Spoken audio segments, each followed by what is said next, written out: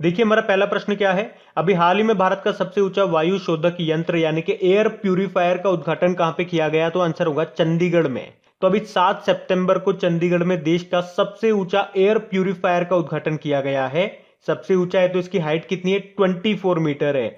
और ये कितनी एयर को शुद्ध करेगा, मतलब इसके 1 किलोमीटर की रेंज में जो भी वायु होगी उसको ये शुद्ध करने का काम करेगा। इसकी रेंज होगी लगभग 1 किलोमीटर की। और इससे पहले आप लोगों ने क्या पढ़ा था, देश का पहला स्मोक टावर वो कहां पे लगाया गया था, नई दिल्ली के कनॉट प्लेस में।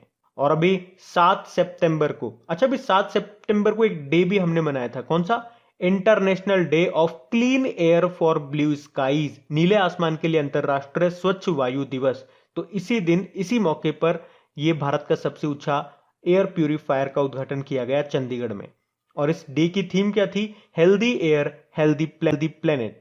और चंडीगढ़ से अभी आपको याद आता होगा 2-3 दिन पहले ही हमने पढ़ा था, चंडीगढ़ रेलवे स्टेशन, इसे अभी 5 star eat right station certificate मिला था। और यह सर्टिफिकेट पाने वाला ये 5वां रेलवे स्टेशन बना था।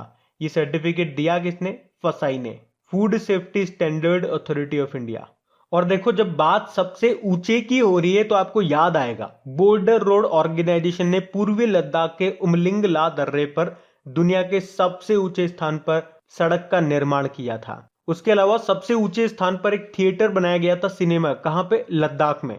और इंडियन एयरफोर्स ने दुनिया के सबसे ऊंचे मोबाइल एयर ट्रैफिक कंट्रोल टावरों में से एक का निर्माण किया था पूर्वी लद्दाख में ही।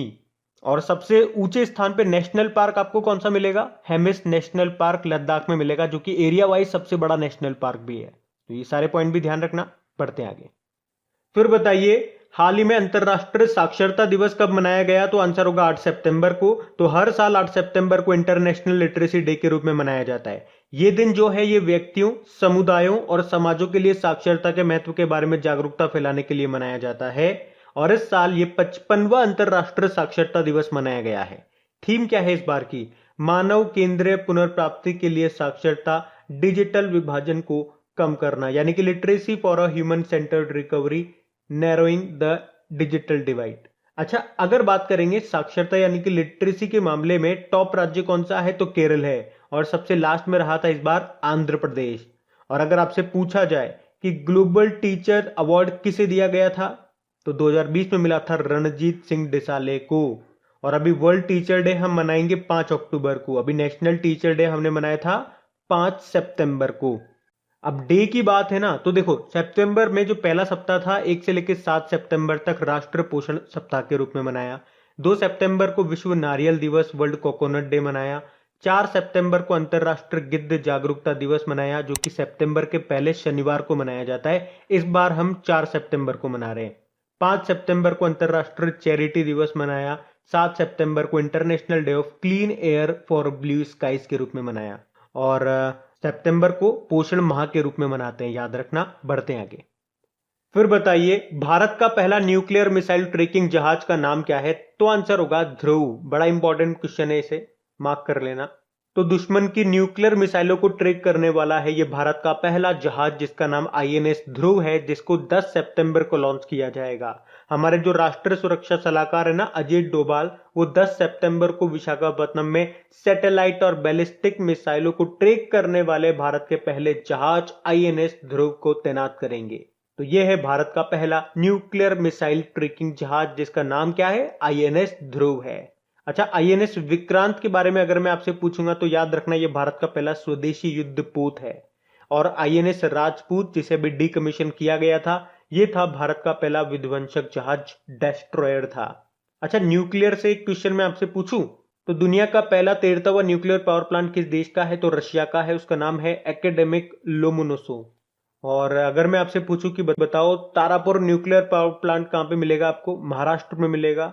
रावत भाटा न्यूक्लियर पावर प्लांट आपको मिलेगा कहां पे, राजस्थान में। कलपक्कम न्यूक्लियर पावर प्लांट आपको मिलेगा तमिलनाडु में। नरोरा न्यूक्लियर पावर प्लांट आपको मिलेगा उत्तर प्रदेश में। काकरापार न्यूक्लियर पावर प्लांट आपको मिलेगा गुजरात में। केगा न्यूक्लियर पावर प्लांट आपको मिलेगा कर्नाटक में। और बताओ कुडनकुलम न्यूक्लियर पावर प्लांट, ये आपको तमिलनाडु में मिलेगा। तो ये भी आप ध्यान रखना, स्टैटिक प्रश्न बन जाते हैं ये। बढ़ते हैं आगे। फिर बताइए अभी हाल ही में जारी सरकार के डिजिटल स्कोर बोर्ड में सबसे ऊपर कौन सा बैंक रहा, तो आंसर होगा बैंक ऑफ बड़ौदा। तो अभी इलेक्ट्रॉनिक्स एंड सूचना प्रौद्योगिकी मंत्रालय यानी कि electronics and information technology ministry, इसने फरवरी और मार्च महीने के लिए एक स्कोर कार्ड जारी किया और उसमें टॉप पे रहा बैंक ऑफ बड़ौदा। बाकी देखो एसबीआई की बात करेंगे तो अभी आपको पता है जम्मू कश्मीर में डल झील में तैरता हुआ एटीएम स्थापित किया था इन्होंने। अभी एसबीआई ने ही सिम बाइंडिंग फीचर भी लॉन्च किया था और आरोग्यम हेल्थ केयर बिजनेस लोन भी लॉन्च किया था।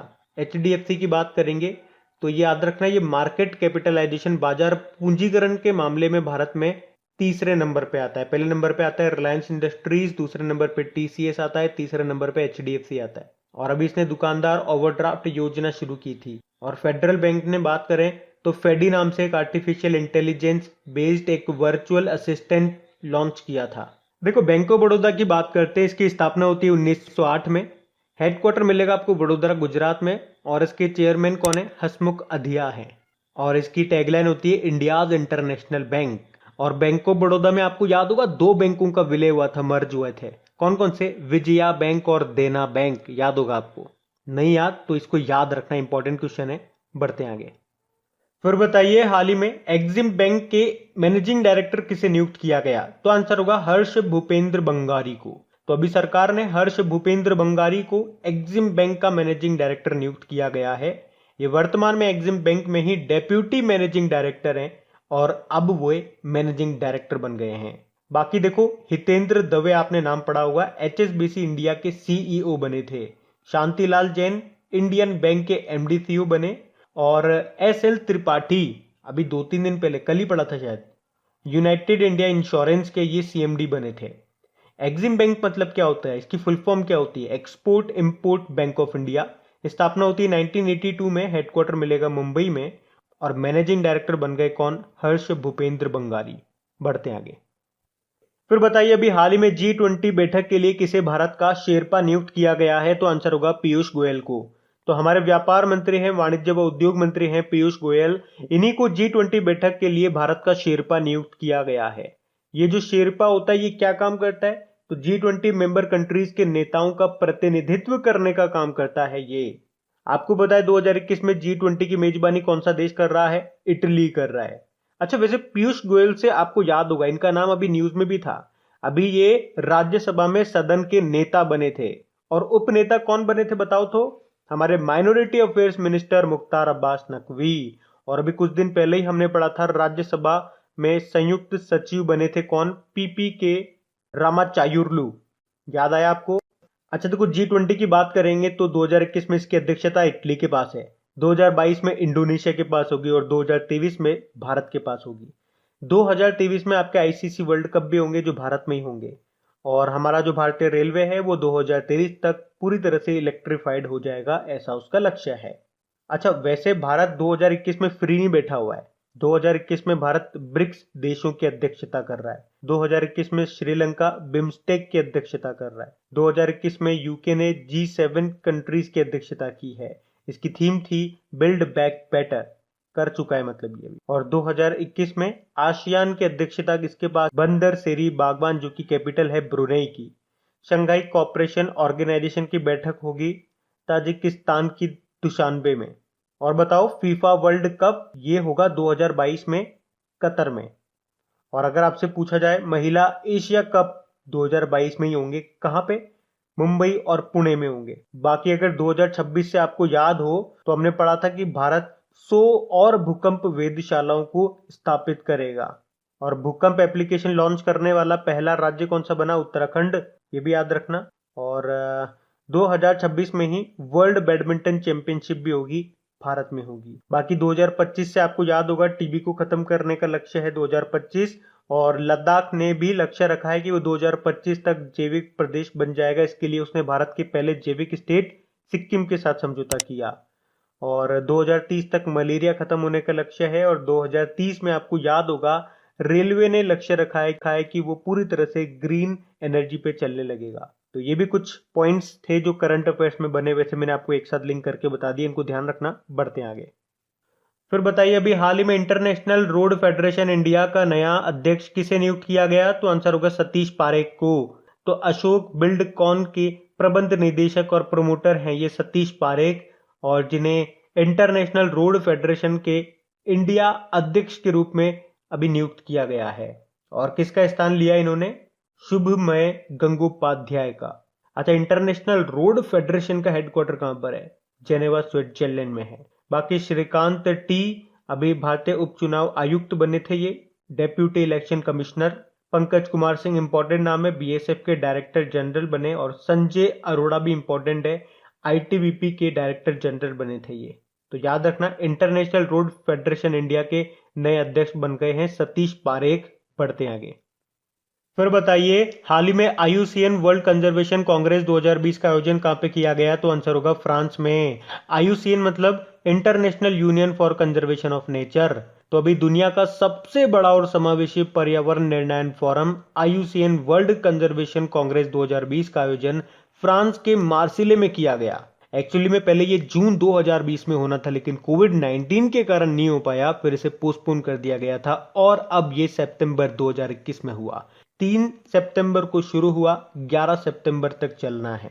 याद रखना, इसका आयोजन हर 4 साल में होता है, इसलिए ये पॉइंट इंपॉर्टेंट है। आईयूसीएन की बात करेंगे, फुल फॉर्म आपने देख ली। इसका हेडक्वार्टर स्विट्जरलैंड में आपको मिलेगा। स्थापना हुई थी 1948 में। तो ये जो है, ये दुनिया की प्राकृतिक स्थिति को संरक्षित रखने का काम करता है। अच्छा, इसी तरह से आपको याद होगा, कोप 21 का आयोजन कहां पे हुआ था? पेरिस, फ्रांस में ही हुआ था। उसे ही बोलते हैं पेरिस समझौता। और यहीं पे आपको याद होगा फ्रांस और भारत ने मिलकर के अंतरराष्ट्रीय सौर गठबंधन इंटरनेशनल सोलर अलायंस का निर्माण किया था।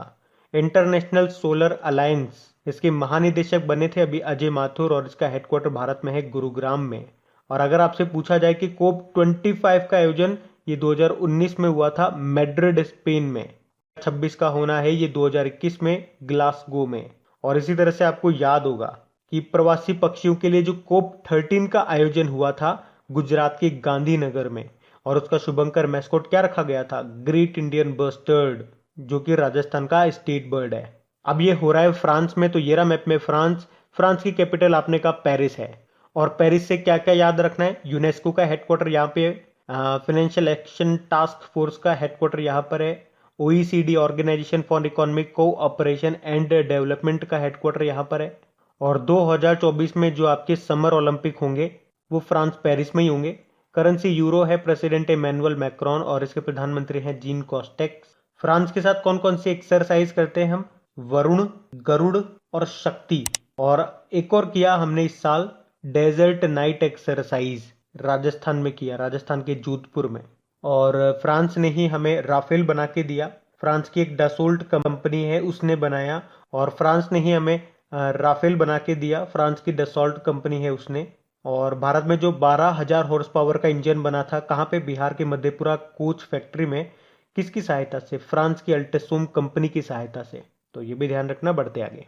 फिर बताइए, इंस्पिरेशन फॉर मिशन ये किस अंतरिक्ष एजेंसी के द्वारा लॉन्च किया जाएगा? तो आंसर होगा स्पेस एक्स। तो टेस्ला के जो मालिक है ना एलन मस्क, उनकी स्पेस कंपनी है स्पेस एक्स, और वो ही इस इंस्पिरेशन फॉर मिशन को लॉन्च करेगी। अब ये मिशन है क्या? तो इस मिशन में होगा क्या? आम नागरिकों को अंतरिक्ष में ले जाया जाएगा घूमने के लिए। इसे फ्लोरिडा के केनेडी स्पेस सेंटर से लॉन्च किया जाएगा।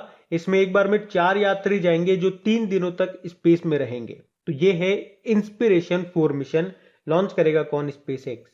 स्पेस एक्स से आपको याद होगा, एक बार में सबसे ज्यादा सैटेलाइट लॉन्च किया था स्पेस एक्स ने। कितने? 143 सैटेलाइट फॉल्कन 9 रॉकेट से। और इस तरह से इसने इसरो का रिकॉर्ड तोड़ा था। अच्छा, अब तो ये बताओ, अंतरिक्ष में जाने वाली भारतीय मूल की दूसरी महिला कौन बनी थी? तो आंसर होगा शिरीषा बांदला। अच्छा देखो, कुछ स्टूडेंट्स यहाँ पे कंफ्यूज हो रहे थे। उन्होंने कमेंट किया था कि दूसरी जो भारतीय मूल की महिला है वो तो सुनीता विलियम्स है। तो इसको और क्लियर कर लो। ऐसा है, अगर आपसे पूछा जाए कि भारत में जिन्होंने जन्म लिया था उन महिला के हिसाब से बात कर रहे हैं, तो ये भारत की दूसरी महिला कहलाएगी शिरीषा बांदला। क्योंकि सुनीता विलियम्स ने भारत में जन्म नहीं लिया था, वो भारतीय मूल की जरूर थी, उनके माँ बाप भारतीय मूल के थे इसलिए। तो ऐसे ध्यान रख लो।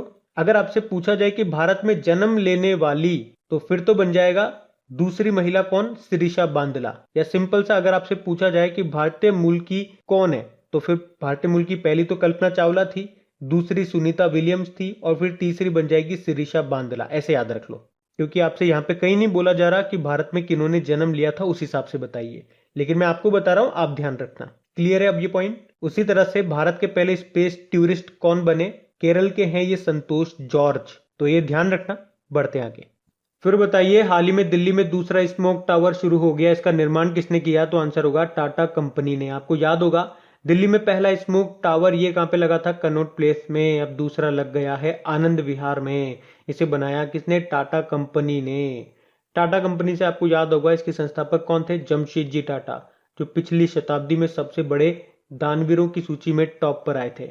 और टाटा आप लोगों ने देखा, हमने पढ़ा था पीछे, मार्केट कैपिटलाइजेशन, बाजार पूंजीकरण के मामले में भारत की दूसरी फर्म है टाटा। पहली रिलायंस है और तीसरी HDFC है।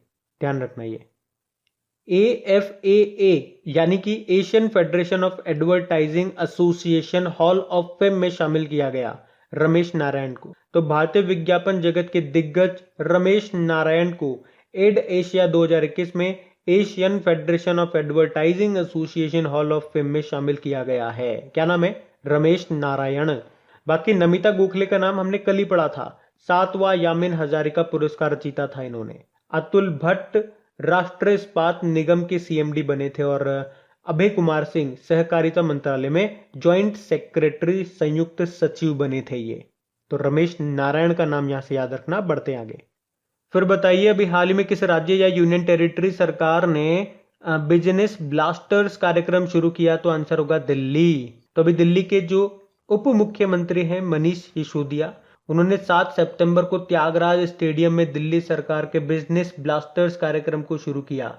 ये जो कार्यक्रम है ये उद्यमिता मानसिकता पाठ्यक्रम के तहत दिल्ली के सभी सरकारी स्कूलों में लागू किया जाएगा। और इसका उद्देश्य क्या है, इसका मकसद क्या है? स्कूल स्तर पर युवा उद्यमियों का विकास करना। दिल्ली के मुख्यमंत्री आपके अरविंद केजरीवाल हैं। अनिल बैजल यहाँ के लेफ्टिनेंट गवर्नर हैं। तो बात करेंगे कल के वीडियो में पूछे गए प्रश्न के उत्तर की। तो कल के वीडियो में आपसे पूछा था कि प्लास्टिक समझौता शुरू करने वाला पहला एशियाई देश कौन सा बना? तो आंसर होगा भारत। आप सभी ने प्रश्न का बिल्कुल सही उत्तर दिया। और गाइज, अगर सेशन अच्छा लगा इसे लाइक करके शेयर जरूर कीजिएगा अपने दोस्तों के साथ में। और इन सभी क्वेश्चन की प्रैक्टिस कर सकते हैं, इनकी क्विज बना करके आपकी क्रेक एग्जाम एप्लीकेशन पे अपलोड कर दी गई है। और इन सभी क्वेश्चंस का अगर आप बहुत कम समय पे मेरी ही वॉइस में अगर रिवीजन करना चाहते हैं तो इसका ऑडियो भी मैंने तैयार कर दिया है, उसका लिंक भी आपको नीचे डिस्क्रिप्शन में मिल जाएगा, ऑडियो रिवीजन करके। Thank you guys.